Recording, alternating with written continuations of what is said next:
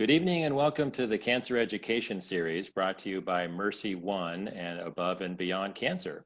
My name is Chris Goodale and I'm the Executive Director of Above and Beyond Cancer. It is my pleasure to introduce our founder, Dr. Richard Deming, who will introduce our very special guest this evening. Dr. Deming? Hey, Chris, thank you. You are right. Very special guest.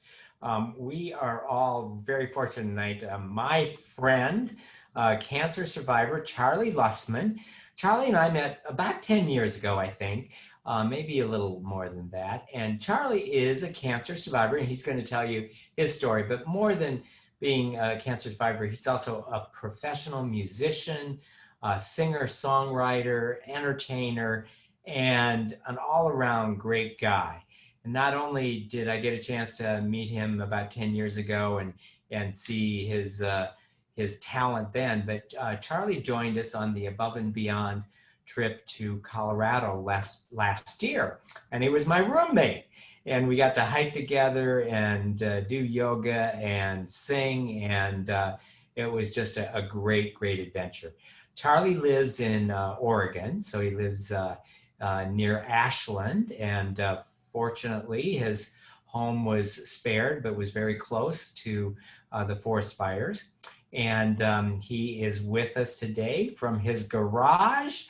That doesn't make him a garage band though, but he's just a really talented, kind, compassionate guy, and you're in for a treat tonight. We all are. My friend, Charlie Lustman. Hello. Thanks, Dick. Chris, thank you for that intro. I am really happy to be here. Thank you for having me. I have been through quite a lot, and I think we all have over the last half year to a year. It's been kind of nutty, and I am just very grateful to have the opportunity to share some of my experiences from my cancer journey, which started 12 years ago. I lost my upper jaw, the entire upper jaw. This part was taken away. And being a singer, that was kind of, you can imagine when they told me we're going to have to remove that, and you may not talk or chew the same way again. I said, look, I don't need to talk or chew. I need to sing. I need to sing again. And that was what drove me. It was the, I guess the why to all of this that I had gone through. And I always knew through the years, like, why do I do this or why do I do that? But it was in that cancer moment of learning this diagnosis of osteosarcoma that I had to find the why. And that was a huge part of the experience for me, was the why. And why was, first, I had kids. I mean, my wife was pregnant and I had a 3-year-old, and I'm like, well, I want to be here for them. And then another bigger thing came down to me that said, wait a minute, there is another why here. You need to sing and write again, write songs, in fact, about the journey that you are now going through, and then go out there and sing for other people going through a similar journey of overcoming a difficult life challenge. And that's been my theme. So I got the love guitar. Woo, woo, woo, woo. Yes, the love guitar is in the house. In the house. Look at that. You like that orange? Nice, huh? And yeah, this was a very special thing, because when I started on the idea of going out there and singing, I had to find the right guitar, and most guitars are brown, like this one. It's just, brown, right? It's just brown. Didn't work. Had to find something crazy and wonderful, and so this is the hippie. It's called the hippie, right? And so when I sat in the chair and I started thinking, well, what am I going to do here? I remembered the first thing that happened to me when they brought me into the room, and a nurse who was dressed in a metal suit. She said, "I will inject you with the fluid." And I was like, wow. And she basically shot me with this fluid. It was nuclear. And she made me nuclear. So the first song that came up was Made Me Nuclear. Come on in, sit down, she said. Have you ever seen this bed? Well, no, it's really strange. Looks like a space age dream. Well, don't be scared, it won't take long, and we can play your favorite songs. Just relax and close your eyes. Well, it sounded like a machine gun. It wasn't even close to fun. I had my arms above my head like they arrested me. And now it's time to take some more, because the doctors need more to explore. come this way inside my room. And they shot me, they made me nuclear, and they told me that it would make me glow. Oh, yes, they radiated me, because they want to see my bones. They took me down a hallway floor, it looked just like a psycho ward. Well, it was underneath the hospital, like a bomb shelter. And there I was in a movie scene, right in front of a time machine. H.G. Wells would sure be proud, 'cause they shot me, they made me nuclear, and they told me it would make me glow. Oh, yes, they radiated me, 'cause they want to see right through my bones. And they promised me when I got home that I wouldn't feel a thing they scanned, but I could light a light bulb in my hand. So, you know, I'm just having a good time here, right? And that's the whole idea. I took what was so difficult for me at the time. I mean, I was going through every emotion. First, of course, denial, and then anger, and then depression, and coming up with an idea of how I can find a way to do something with what was happening with this and also feel better. And for me, it was music. That's what carried me through. So there I am in the doctor's office, the one who's going to saw off my jaw, right? And I was like, I was in the anger mode at that point. And he walks in and he looks like he's 17. So I was a little nervous. and he saw me. I was like really upset. And I was looking at the wall at all the, you know, certificates. And I saw like, ooh, wait a minute, that's a state college. I don't know. I'm looking for Harvard and Oxford, you know, Yale. And he's like, look, I see you're really upset. I'm like, yes, I'm very upset. How can I not be upset? I'm about to have my jaw sawed off, right? And he said, well, look, I want to share that. I know how you feel. I'm like, really? How's that? And he said, well, I'm a cancer survivor too. I was like, oh, wow. Okay. Tell me more. And he said, well, I had a rare blood cancer and they told me there was nothing that they could do for me. My peers, I mean, I'm a scientist and here they're telling me they can't do anything for me. He said, I had to believe in something bigger than what I could see. And I just like leaned in and he's like, look, Charlie, I'm going to do everything to make your body, to heal you, to make this work for you. Okay. But the spirit and the mind, that's you, man. That's 2 out of 3. You know, you have control over that side of it. And I was like, wow, my surgeon just gave me a mind, body, spirit talk. You know, I was like, I love you. Saw my jaw. Yeah. I was like, I love this guy. And so it was a wonderful, actually, transition. Of course, getting into the operating room, and they, you know, they did the pre-op, you know, gas thing, and I wasn't knocked out yet, and they rolled me in to the operating room, and I saw the power saw on the table. Yep.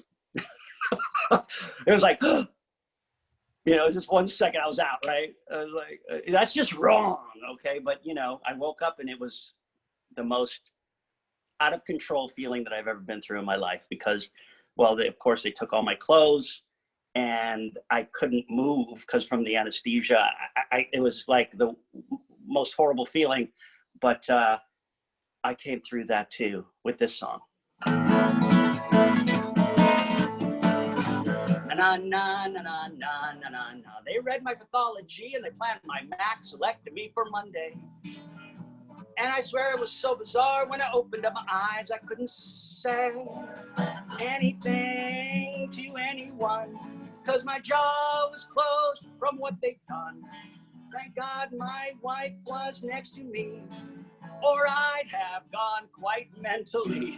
Oh man, it's so surreal to me. Na na na na na na na na. So they took me back to lay back on the table with the fancy clothes they gave me. 'Cause they said the story, it wasn't over till the villain, he was gone. We had to wait again so patiently, and we held each other endlessly until they called us back to say they see the cells inside were cancer-free. free. Oh man, it's so surreal to me. Surreal to me, the life we've got. Ooh, 'cause one day you are in control, then suddenly you're not. Na na na na na na na na. And the doctor said, I hope you're feeling better soon so we can start your treatment right away. You see, we want to make sure, so we planned a year of chemo for your birthday.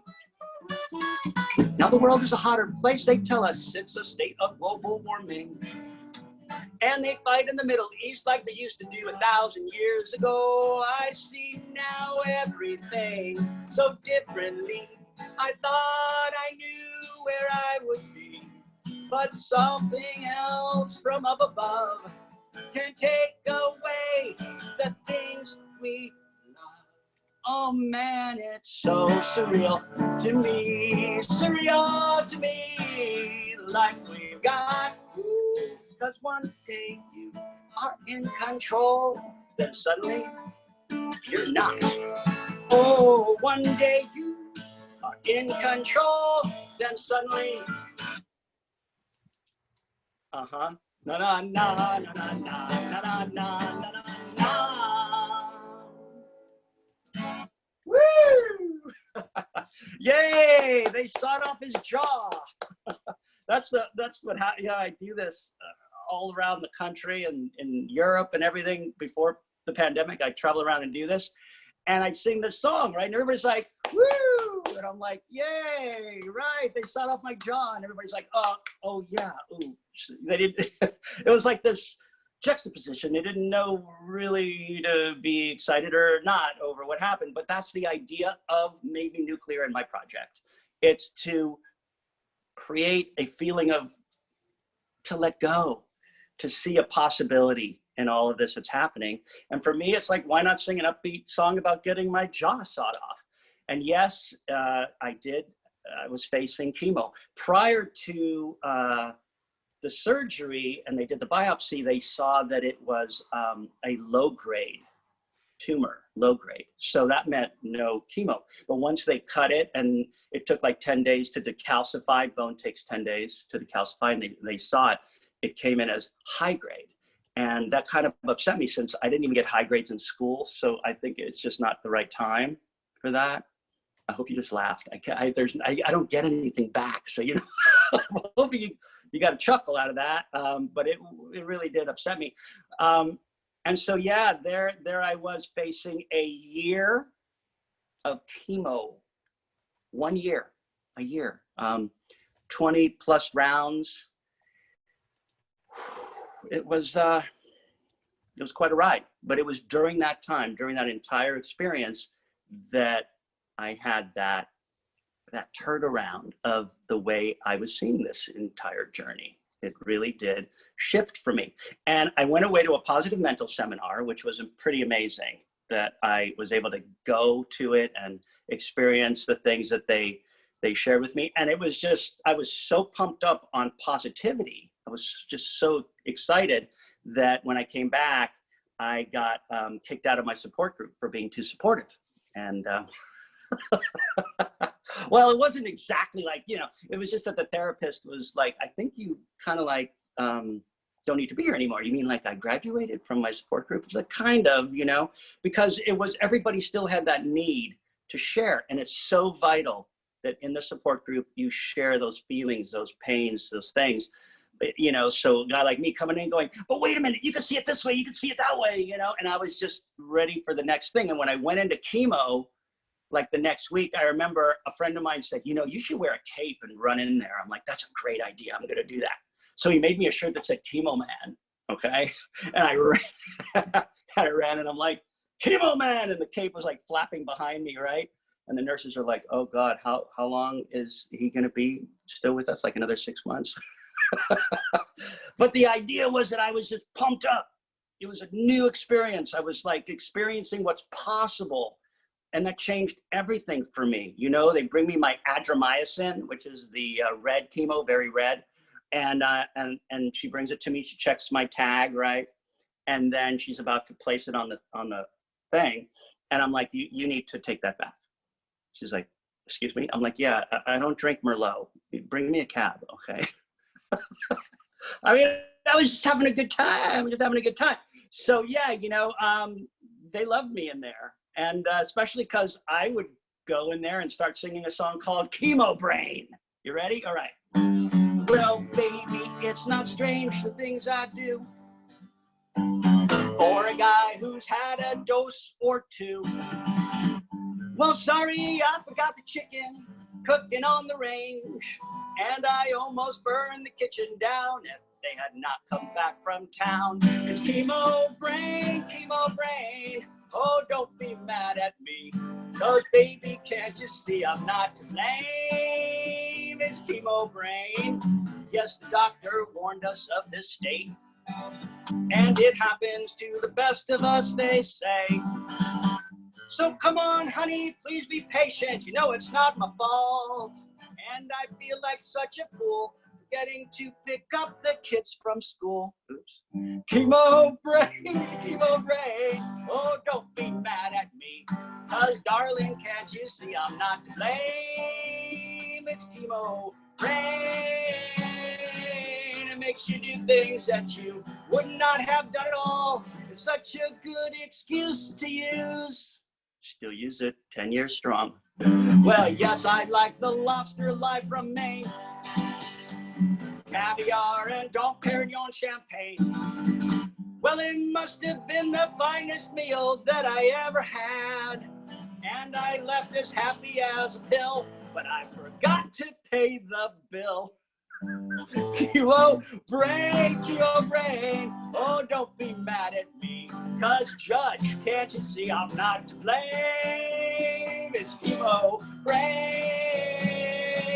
It makes you do things that you would not have done at all. Such a good excuse, it's chemo brain. Chemo brain. Oh, don't be mad at me. 'Cause darling, can't you see I'm not the same? It's chemo brain. Woo! Right? And so like in the chemo center, they're like, grab their bags of chemo. They're like, chemo brain. The nurses are like, no, don't do that. Just having a good time. And that was it, man. I mean, that's really what truly got me out of the chair and back into life, was the attitude that I had, was seeing it in a different way. And I want to share a quick thing with you. What I learned at that seminar that actually cost me $3,000, and I'm going to give it to you for free. Okay. Here it is. It's called flip it. You flip it from the negative to the positive. It's a really simple thing. You've got to allow yourself to feel how you feel, meaning whatever that is, the depression and anger and all those in between feelings. Everything you feel is real, and those are your feelings, and you let them flow. Got to find a little space where you can let that happen, because I know people around and things, and you have your job and the kids or the partners, or and it's not the right time.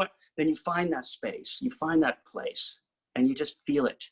Now, when it's that you get tired of feeling it, meaning you're exhausted, oh my gosh, I just can't keep feeling this way because I'm just so tired. Good.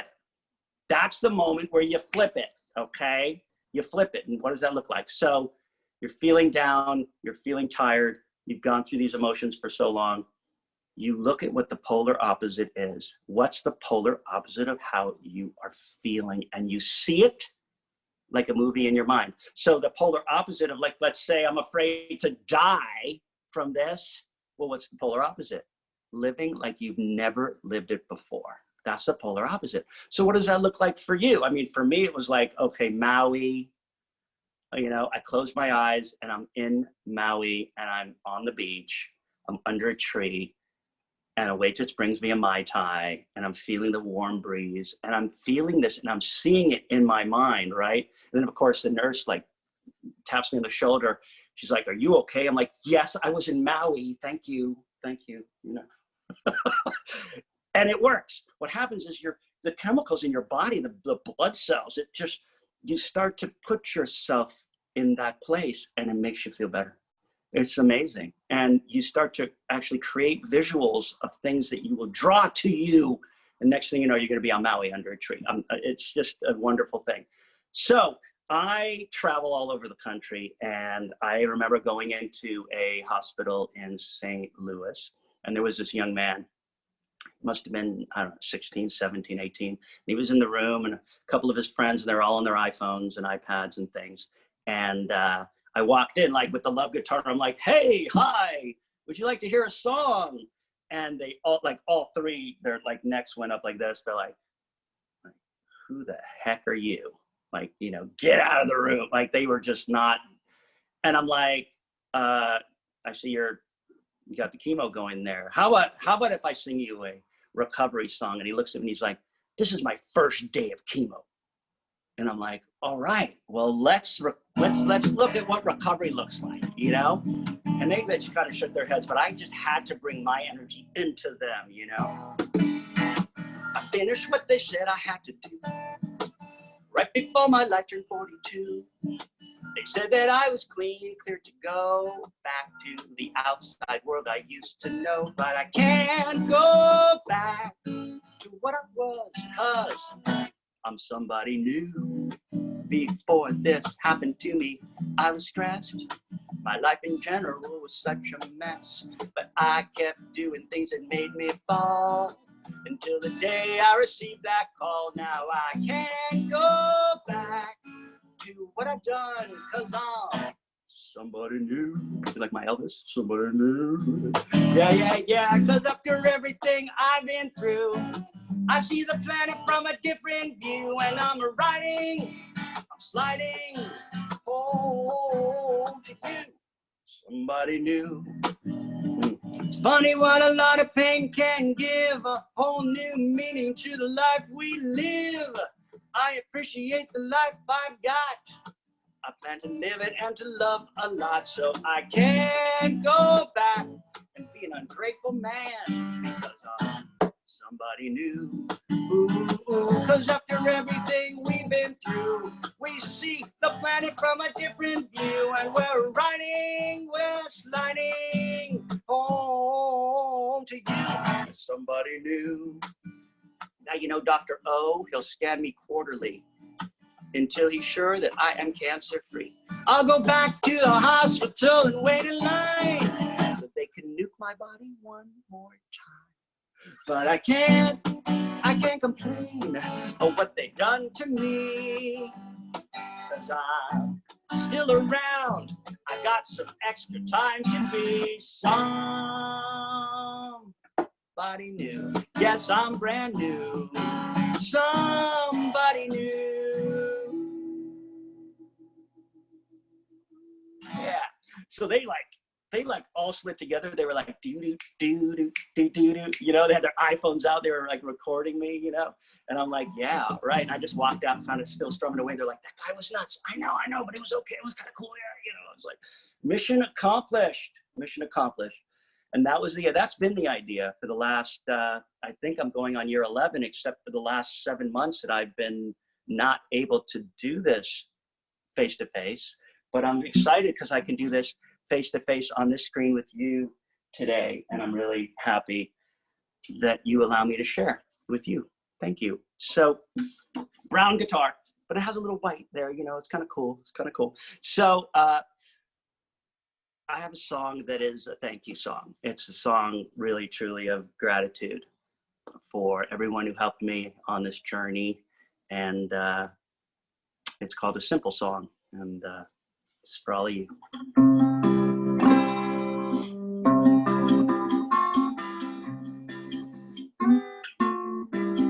How do I thank you for all that you've given to me? So grateful to me. How do I show you my gratitude towards you for standing by me, my time of need?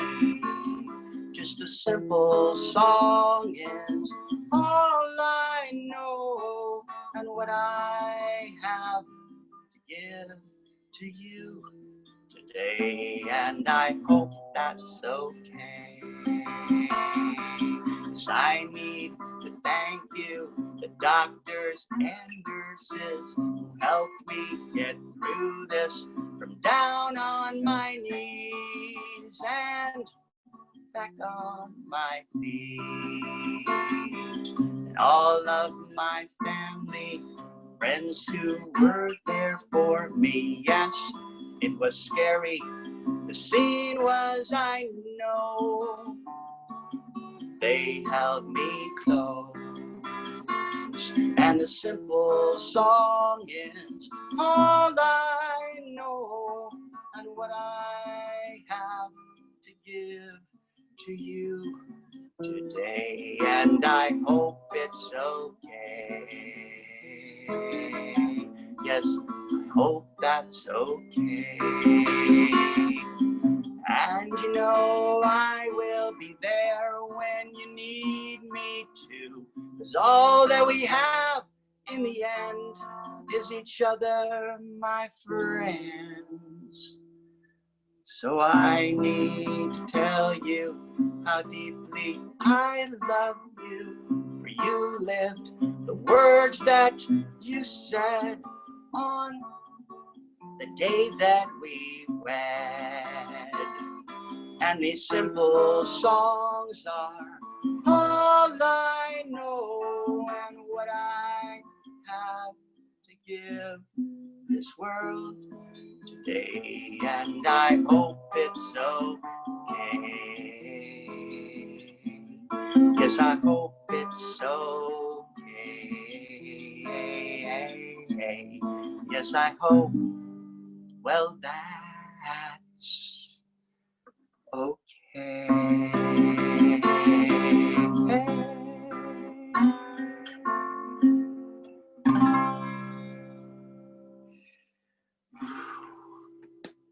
Thank you. Thank you again for letting me share. But I have one more song for you before you go. Don't you leave me high and dry like that.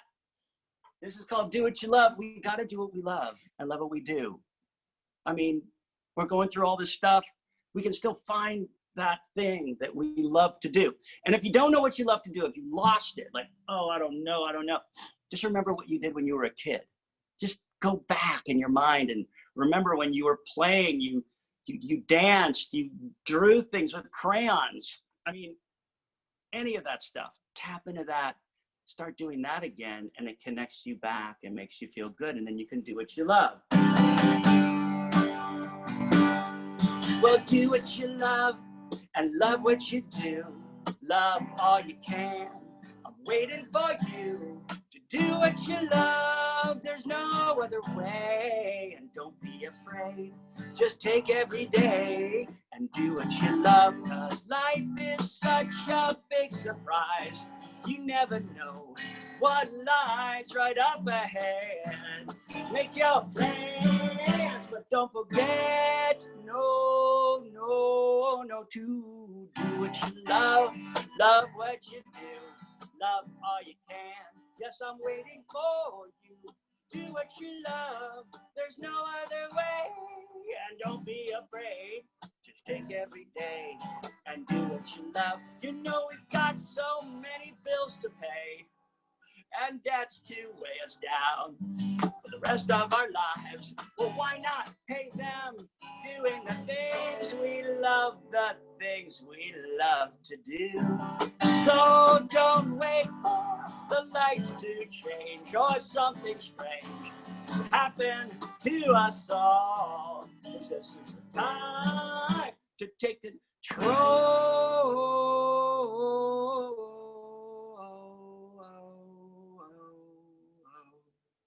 Not bad for a prosthetic jaw, huh? You ready? Here we go. Okay, now if you don't like Discovery Channel, look away. Otherwise.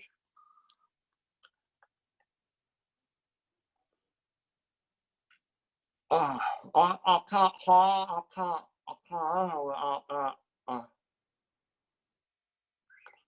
know, that was kind of gross, huh? So you do what you love and love what you do. Love all you can. It's all up to you. Do what you love. There's no other way. And don't be afraid, just take every day. Ready? And sing along. I'm gonna go. And do what you love, do what you love what you do, love what you do, love all you can, love all you can. It's all up to you, it's all up to you, to do what you love, do what you love. There's no other way. And don't be afraid, be afraid. Take every day, and do what you love. Woo! Yeah! Thank you again for Awesome. letting me share, taking the journey with me today, the journey of maybe nuclear. Hey, Dick, you're in the car? Wow, cool, man. I'm in the car. And Charlie, I was going to light the lighter for you, but my car doesn't have a lighter. I want to burn the whole car down. So pretend Okay. So, hey, thank you, Charlie. Thank you. Oh, you know, as I was listening to the concert and to your the songs, and I'm kind of putting myself back in maybe what state of mind you were in as you were actually going through the treatments and writing the song. So, I mean, you're a very optimistic, upbeat guy, but I have a feeling that there were times when you were recovering from surgery and going through chemo that you probably weren't quite as upbeat as you are tonight. And so, but one of my questions is, as a songwriter, and then creating this whole musical about what you're going through, did you come up with any songs like Johnny Cash singing "Hurt" or anything that was deep and dark? And what did it take to the process that you went through to find joy, humor, and optimism out of your experience? Well, there are songs in the collection, on the Made Me Nuclear collection, that takes that down into that place. Why am I so afraid to die? Well, I don't have another answer to. Something everyone will have to do. Me and you. There's a whole song that takes that fear of death, and then the Contemplating Chemo is another song that I had written that was about the contemplation of doing this very, very intense chemical drug. And I was a big kind of naturalist, so it was a big leap of faith. I don't know what I am gonna do. They tell me things I can't believe it's true. That if I want a better chance to live, I've got to follow the advice they give. Because they say the situation can be dire. This may have spread just like a forest fire. 24 rounds of chemotherapy. That is the answer that they have for me. So I just thought, let's just keep it upbeat tonight, you know? I don't want to take anybody too far down, but it was those songs that took me down, that I felt those feelings, that I allowed those feelings to pass through. And then it was just up, up, up from there. Because when I allowed myself to feel that pain, there was only one way to go once I hit the bottom. And it's just kind of been up, up, up ever since. Of course, there's still, I mean, come on, I got a bunch of kids. You think it's all up? It's like, wah! You know, there's a lot of things. And then, my gosh, look, the pandemic was just, you know, so many things have been racial injustices. I mean, it just goes on of what's been happening in this country over the last year. And, you know, the year of chemo, I mean, there's a lot happening and a lot of pain and a lot of suffering. And I work to acknowledge those, to acknowledge my kids for what they feel in those things too. And that is part of that journey. But I still like to go above and beyond what's possible. I just want to see it that way. Every time I feel down and everything, okay, I'm going to feel it. Once I get down to the bottom and I'm like, okay, I'm tired, I come back up and I'm like, wait a minute, there's a possibility here. You know, that's kind of where I'm at. And Charlie, to what extent do you write, so the songs that you performed tonight, especially the more upbeat ones. To what extent are those written in real time while you're going through the process? And to what extent are those written after you're through the process and reflecting back on the process? Well, it was all sketches mainly through the chemo year. It was all sketched out. Like, okay, here's an idea for this, and here's an idea for that, and a couple lyrics came here, a couple. In the middle of the whole thing is when I went to that positive mental seminar, and the first song came out. I was led in the middle of the night. I woke up, I couldn't sleep, and I went into it was a monastery, actually, the grounds of a monastery in Montecito, California, and I just woke up in the middle of the night because I was just so pumped up, and I ended up inside this church on the grounds. It was like a 250-year-old church. And in there, I got the message. It came to me, and I'm looking in front of me, and there's this blanket over a piece of furniture, and I pull off the blanket, there's a piano. And I'm like, wow, that's amazing. And I sit down, and almost everyone I've known's been afraid of the call. And then my phone rings, and he tells me it's all gonna change. And so I listen to the doctor, but I don't hear anymore. As he tries to explain, I'm standing, unable to move, because the moment that he told me, it felt like someone shot me, frozen like a snowman in the cold. And when I put the phone down, I felt my body trembling, thinking, is this really happening to me? That just came out, just like that. And I don't write like that. I'm like a really crazy writer. I'll write a lyric, throw it away, write it again. It takes me weeks. That just came right out. So it was in that process, kind of like if I let myself just breathe and leave some space and not be as stressed and anxious as I was through a lot of it, all of a sudden out came some really wonderful things. And I grabbed them and I put them together, and here I am, still on the planet doing this, singing this stuff. Yeah. Let's see, Chris, are there any questions from the rest of the audience? I know they're going to be dialing them in. I can't see the chat box from my phone. Yeah, if anybody has any questions, they're welcome to put them in the chat box or the question and answer. We did hear from Lori Hilgerson, one of our fellow trip journeyman mates from Colorado, and she said she loved climbing mountains with you. Your story continues to be inspiring, and to herself and so many others. She is very fond of you, Charlie, so that's good. Thank you. Good to see you. Right on. Yay. Yeah, there is a real connection and affirmation that happens on all of these journeys that Above and Beyond Cancer does, for sure. Oh, that was fantastic. Charlie, I have a question for you, and this relates to the therapeutic benefit of music. Now, clearly, as a singer-songwriter, I suspect that a lot of the therapeutic benefit you get is from creating this music, the writing of it. My question relates to music that might accompany treatment. So, for example, there's some clinical trials being done looking at the benefit of music while somebody's going through their 4 hours of chemo, music while someone's going through their radiation treatment. When you went through your chemotherapy, when you went through radiation therapy, or any form of treatment, were you ever offered music, or did you just, as a musician, bring along your own headset and music, and you always listened to music while you were going through treatment? Or just talk about the role that you think music might play, not for the musician, but for someone who's not a musician, and the role music might play to accompany and improve the experience of the cancer journey.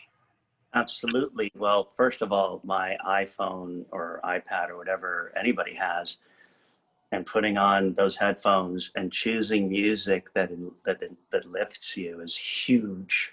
It goes right into your soul, and it can take you wherever you choose to take it, depending on what you're listening to. So that was the first thing, is that I was able to constantly listen to music. For where I was, there wasn't any music being offered in where I went for treatment. But there was a harpist actually in the lobby of the hospital where I was. And the moment I walked in to that lobby and I heard, I mean, this, you know, it just like, it just pulled me right away. And that's the power of the music, that what she was playing was just so calming. It was just and I was automatically in a trance as I walked in. It changed the energy right away for me, especially the fear in coming in and knowing, oh, here we go, another round of chemo. And of course, nobody's excited. No one's like, yay, it's time for my chemo session, you know?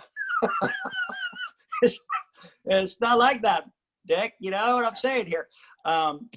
So to go in and have an atmosphere where music is emanating, it really does penetrate.